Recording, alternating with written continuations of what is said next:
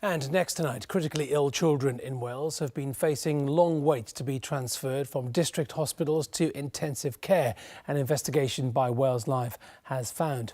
The transfers are carried out by a Bristol-based specialist ambulance team serving most of Wales and the southwest of England.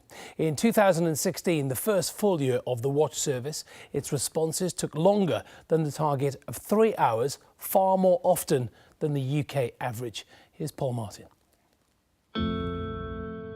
This is Theo and his mum Yasmin from Cardiff. And in Pontypridd, married with her dad Darren. Two children who, for different reasons, have needed intensive care in hospital. Theo is my 2-year-old son. He's needed to go into intensive care when he was 3 months old, as he was in heart failure and waiting for heart surgery.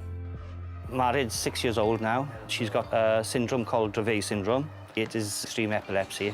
Sometimes you can have seizures that last 3-4 hours. When children need to be transferred to intensive care from district hospitals, they're picked up by a specialist ambulance team called Watch, Wales and West Acute Transport for Children. Based in Bristol, the team covers Mid, West and South Wales, as well as the southwest of England. The target is to get to patients within 3 hours, or 4 hours for remote areas. But several parents have told us of far longer waits. You going to say hello? Hello. When Theo was 3 months old, he needed the Watch team to take him from Cardiff to Bristol for heart surgery.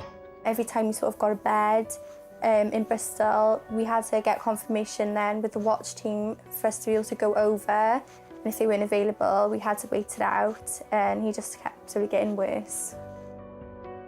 At one point, the team were on a call in Devon. By the time he got to his op, we had a prognosis of 50-50. I definitely just felt in despair, really.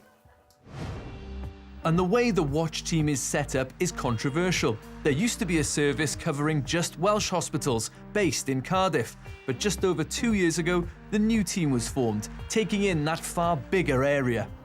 That means the team covers calls from 22 district hospitals, a patch stretching 180 miles that way down to Truro and 130 miles that way down to Haverfordwest. In Pontypridd, Mared often suffers from seizures. Her local district hospital in Llantrisant can sometimes deal with them, but when the seizure is particularly severe, she needs the Watch team to get her to intensive care.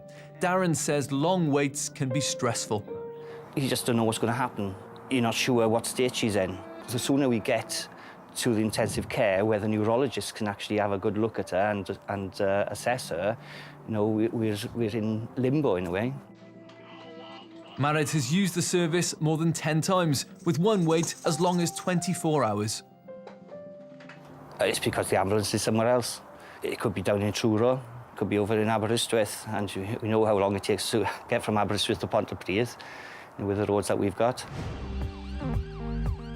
When Watch was set up, the Welsh NHS said it would meet the response time targets. We have changed the way we're delivering it to make it more robust and more sustainable. So I think we don't feel that this is a huge change. It's a better service, more reliable and more robust, and that's really what we're concentrating on. We've been trying to find out what effect that change had on response times.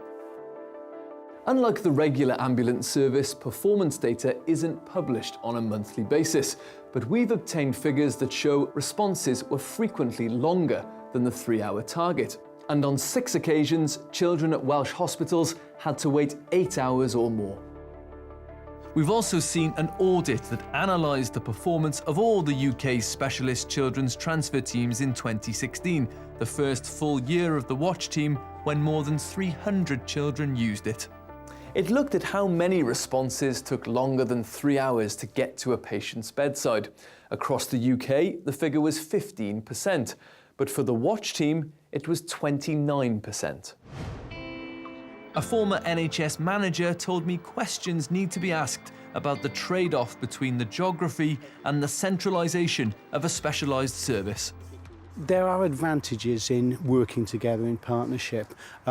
Certainly for a scarce and more specialist area like this, you get a greater concentration of expert people in a larger team, but there are issues about that area that's got to be covered. And as we're seeing from the stats, there are performance issues, and maybe that is related to the geography.